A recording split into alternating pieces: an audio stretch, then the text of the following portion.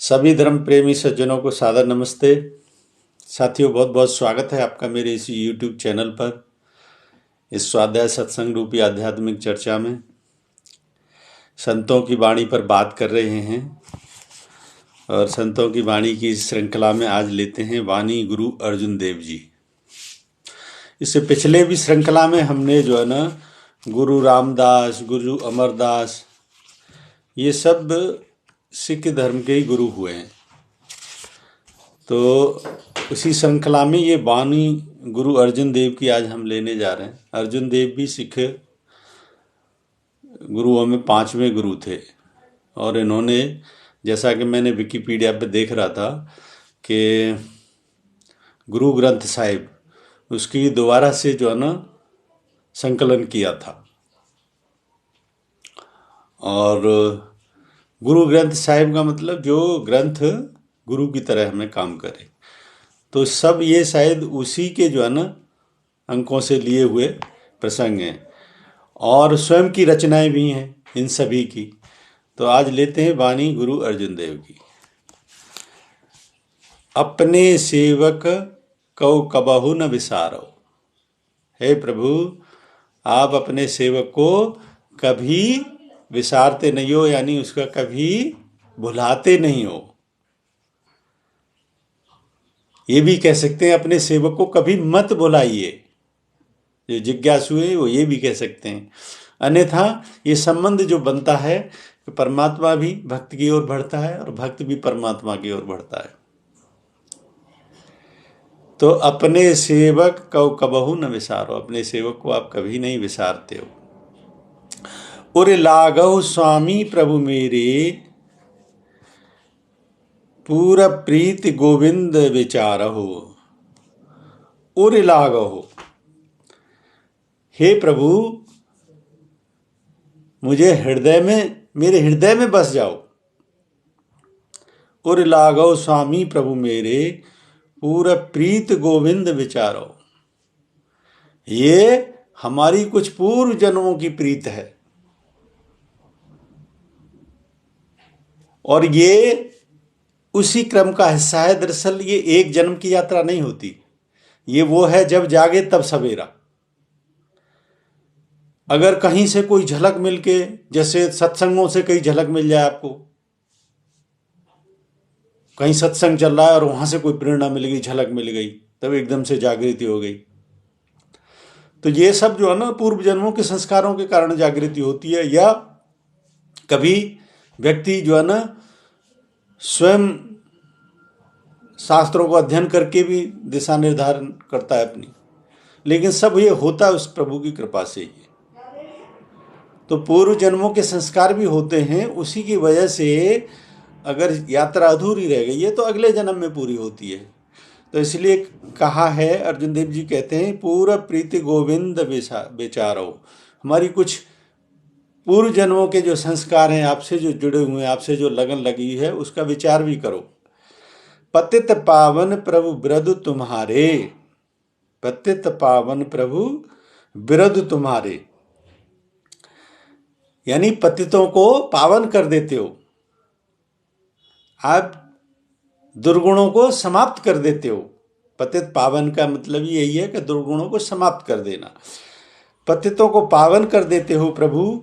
बिरधु तुम्हारे, जो भी तुम्हारी शरण में आता है, तुम्हारे स्वभाव की ऐसी महिमा है।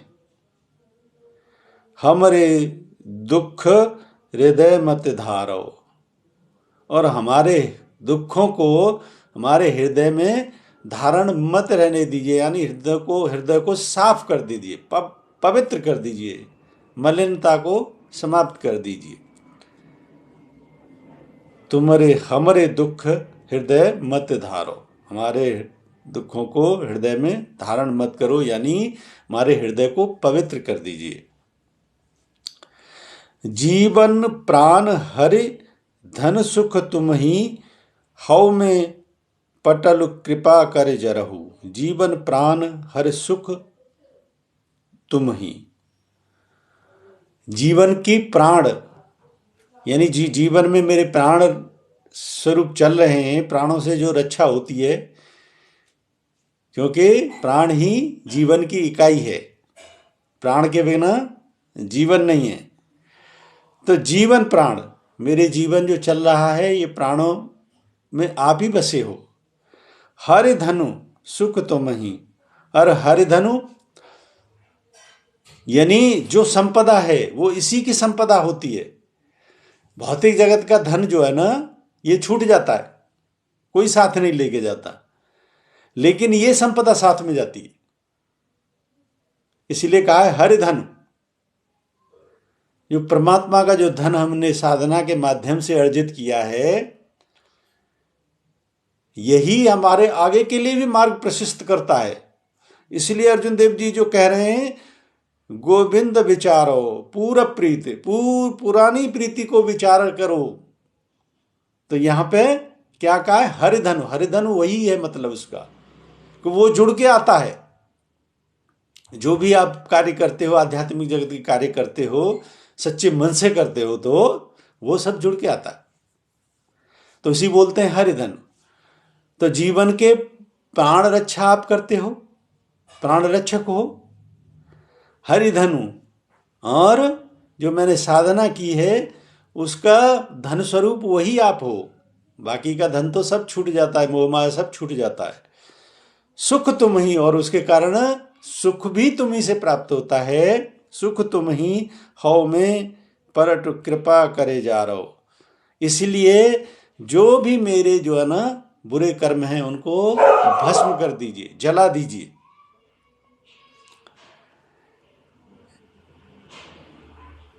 हाउ में पटलो, अहंकार का पर्दा जो है उसको समाप्त कर दीजिए, क्योंकि इतने सारे आपके अच्छे गुण स्वभाव हैं, मेरे प्राण आपसे चल रहे हैं, साधना का धन मेरे पास आपकी वजह से है और सुख तुमसे है। इसलिए मेरे सभी प्रकार के बुरे संस्कारों को भस्म कर दीजिए। जल बिहून मीन कत जीवन, दूध बिना रहुन कत बार। जैसे जल के बगैर मछली का जीवन नहीं होता, उसी प्रकार से जैसे दूध बिन रहुन कत बार, दूध के बगैर बच्चा नहीं रह सकता, उसी प्रकार जन नानक प्यास चरण कमलन की, पेख दरस स्वामी सुख सारो। जन नानक, जन नानक यानी सिख धर्म के संस्थापक गुरु नानक देव थे। तो उसके जो है ना ये गुरु संप्रदाय वहां से प्रथा चली आ रही है, ये 5वें गुरु थे। तो जन नानक यानी नानक के फॉलोअर्स कह लो, उनके ही जो है ना अनुयायी कह लो। तो जन नानक प्यास चरण कमलन की, हमें आपके चरणों में शरण मिल जाए, यही प्यास है, यही तृष्णा है केवल। पेख दरस स्वामी सुख सारो। पेख दरस यानी आपके दर्शन में ही सारा सुख का सार है। उसके बाद सिर्फ और सिर्फ आपके दर्शन, आपके सानिध्य में ही सारा सुख जीवन का सार छुपा हुआ है। जन नानक प्यास चरणों की, हमें तो आपके चरणों की प्यास है। क्यों? क्योंकि उसी के अंदर सारे जीवन का सुख का सार छिपा हुआ है, और यही भक्ति का मार्ग है। बहुत अच्छी पंक्तियां हैं, एक बार और पंक्तियों को रिपीट करते हैं। अपने सेवक कौ कबहु न विसारहो, उर लागहु स्वामी प्रभु मेरे, पूरब प्रीति गोविंद विचारहो। पतित पावन प्रभु ब्रद तुम्हारो, हमरे दुख हृदय मत धारो। जीवन प्राण हरि धुन सुख तुम ही, हौ में पटलो कृपा करे जरहु। जल बिहून मीन कत जीवन, दूध बिना रहनु कत बारो। जन नानक प्यास चरण कमलन की, पेख दरस स्वामी सुख सारो। इन्हीं पंक्तियों के साथ आज प्रसंग को पूर्ण करते हैं। मुझे उम्मीद है ये प्रसंग बहुत अच्छा लगा होगा, पसंद आया होगा। पसंद आ रहा है तो मेरे इस वीडियो को लाइक करें, अधिक से अधिक इसको शेयर करें। प्रसंग का समाधान के लिए कोई प्रश्न है तो कमेंट बॉक्स में लिखें। बने रहें मेरे साथ। बने रहने के लिए बहुत बहुत धन्यवाद। इत्योम शम नमस्ते।